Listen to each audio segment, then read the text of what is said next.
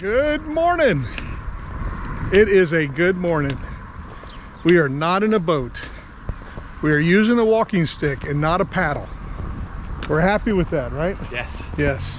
Back on the ground. Oh, walking on the ground. It's not moving. The ground is not moving. There's no fear of tipping out of anything. So we have a shortish walk into Whanganui this morning.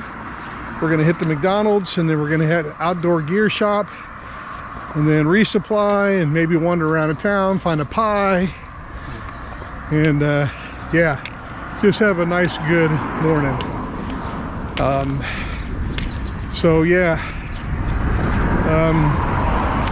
good night's rest last night. Good morning. Good morning. Cheers.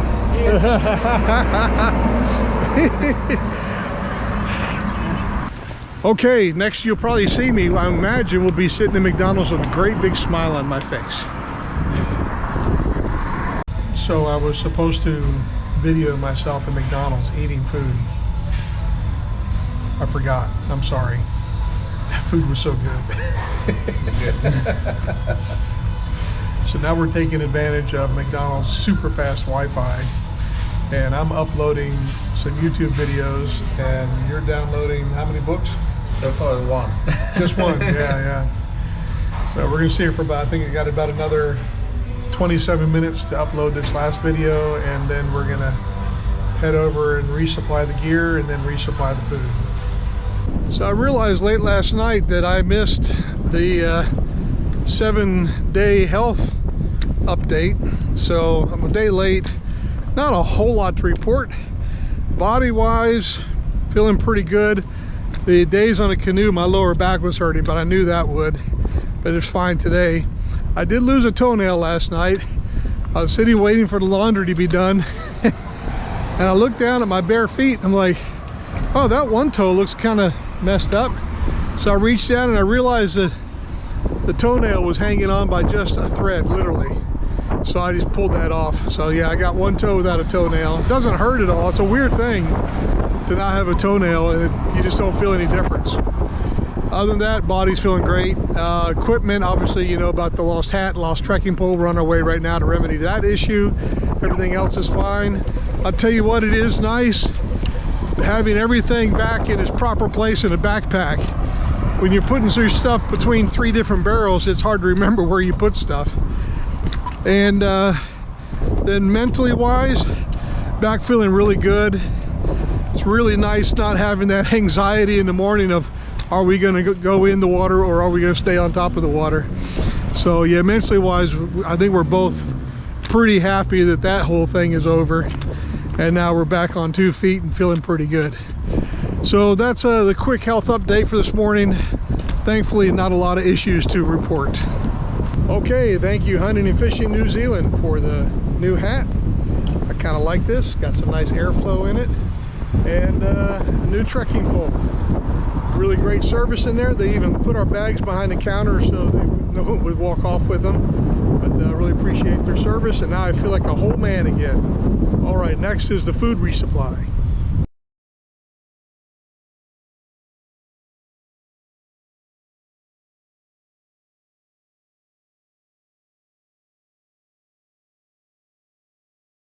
All right, hi. Fantastic. There he is. Hello. You said it. Yeah. You said it a lot. Oh, that's great. That's Is great. it? Oh, yeah. Oh, Hey, wait. Maybe you should do this weird. It's like reverse Independence Day. yeah. Yes. This is the only time. This is the only time. Down with the Americans. There she goes. She is. Particularly if you come from Stays, huh? Hey. Well, finally, England's flag gets to stay somewhere. All right. I am here at the home of Rob and George. Amazing hosts. We have already had such a fantastic time. Been fed well. Been fed really well. And these are 2 gentlemen that we have interacted with off and on throughout our entire TA, and we've been looking forward to meeting them. and they have a really unique perspective on this whole experience of the TA. Just found out they've been doing this for 10 years. And so I have a couple questions I'm going to ask them. I think this will be really important for us as TA hikers to really listen to what they have to say for our personal understanding and for a better experience on the community. So I'm going to put this camera down. This is Rob. Kia ora. And George. Kia ora. And so the first question I want to ask you is, when we see you online, you refer to yourselves as Kaitiaki, not trail angels, but Kaitiaki. Can you explain Kaitiaki, right? Yeah. You got that right? Kaitiaki. Can you explain what that means? What does that word mean? And how does that impact what you do here? Okay. For me, in particular, Kaitiaki is more than just, well, it is a guardian, it is a protector, it is a custodian. That is the universal, I think, understanding of what that means. I think, though, for me it is deeper than that. It is who I am in relationship to the land, my affiliation to where we are right now, and the environment of my mountain, my river, my canoe, my people. But it's also about the spiritual side of a sense of belonging, and it's the identity of where I belong, which for me is counter to the term trail angel.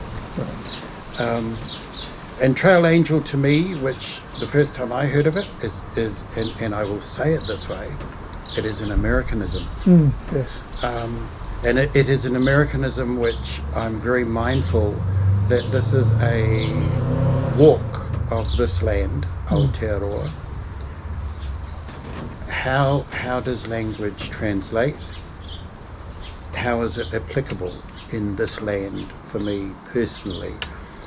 And so, for me, Trail Angel belongs to some other land. It belongs to another culture. It also, for me, has religious connotations, which I would not say that I am necessarily religious. Neither am I an angel. For sure, I am not an angel. And that was the biggest dilemma of being placed in that realm, which is uncomfortable for me. To protect that which needs to be looked after, which is manaki, to take care of. So for me, that's what it means for me. Well, for me, I agree wholeheartedly with Rob. I have a background of being a Pākehā. I don't have the same background as Rob, but I do have a background of my family have always hosted people and looked after people, and it's the looking after that matters, not the providing of services. And I feel that if we look after people, and it's more than just hosting, but make sure that they are safe and that it continues. That for instance, we do track work, not a lot, but enough to where there's dangers we put signage up, and where it's misleading we've put signage up, and little things like that. So for me, kaitiakitanga does not begin and end at the arrival of a person at our door. For me, it carries beyond the entirety of their walk. And now, George, you mentioned something about we don't just provide a service, which is Lisa's second question I want to ask. Often you hear the TA walkers talking about what can that trail angel provide for me. What I would love to hear is, from your perspective, what could hikers do that would enhance your experience of being the host when they show up. And I know that puts you in a little bit of an awkward spot, but if you could speak for these wonderful people up and down the trail who have opened their homes to us for hardly anything, and open their yards, but something that would help us know how we can enhance your experience, so that we are being respectful of that generosity that's being given to us. Well, I think the most important thing is planning ahead, and a lot of people tramping don't seem to do it. They arrive at a place and they haven't planned ahead, and to realise that we're not all the same. Vast amount of different things that people give in their support of Trail Angels, and sometimes it is just a bit of lawn for the night. And in other times it's like us, we provide more, we provide meals and allow them into our house and whatever. So for us, planning ahead is very important, and I think that most people in our situation will tell you that that's the most important thing. Okay. And the other thing is respect. Right. Just behave yourself. And we know it's a very small minority, but we have had some very disturbing tales this year, and it doesn't cover anyone by any stretch of the imagination. But Right. I think, it's thank you for asking the question, Kurt, and giving a host an opportunity to reply. I think, for many of us, it's being made aware that you are coming, so don't surprise hosts. Wherever possible, reach out, request, put your order in, call it what you like, but give the host enough time to prepare and organise themselves. Many are still working and are full-time workers, or their families. So their priority is likely to be those places first. So acknowledge that, and I think that the welcome extended to the walkers, to TAs, would be a lot more receptive by the host community. I think the other theme that's come through in more recent years, but this year as well, this season as well, has been how TAs have fitted in with the home. We use the phrase here, make yourself at home. So therefore, the expectation for us is you help to do the dishes. Right. You offer as best you can, in the same way as a member of our family. You are no different. So be prepared to offer yourselves what you can and when you can. On that, I just wanted to address the issue of koha.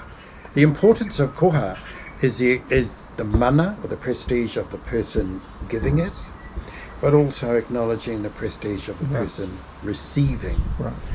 So how you measure that often is how you feel about the experience, the person. It's as simple as never turn up empty-handed. Right. Come with something, even if it's a, hey, look, I'm not staying for long, but can I do dinner? Right. But I think it's not coming with an expectation that is unrealistic for the host to achieve or provide. It's a two-way relationship. Yes. Well, thank you two so much for being willing to be part of this journey. Thank you so much for your hospitality, your generosity, and may this continue to go well for you. Just in closing for you, Kurt, and this has been our experience for TAs, which is why we're still in it 10 years later. The joy and opportunity that we have to meet such wonderful people, such as yourself. The privilege to host, for many of us, is that. It is the privilege to meet these people who have committed themselves to something which is rife with uncertainty, Right. has many challenges, pushes the person often beyond their wildest limits.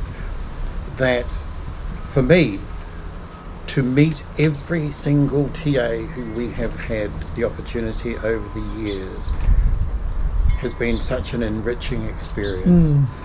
And, you know, they often say, we give a lot. We give a lot. We don't. Right.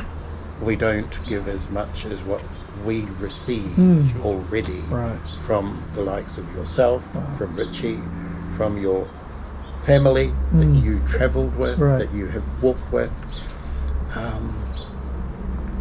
That's the reason why we're here, to help you to achieve your goal, whatever that is.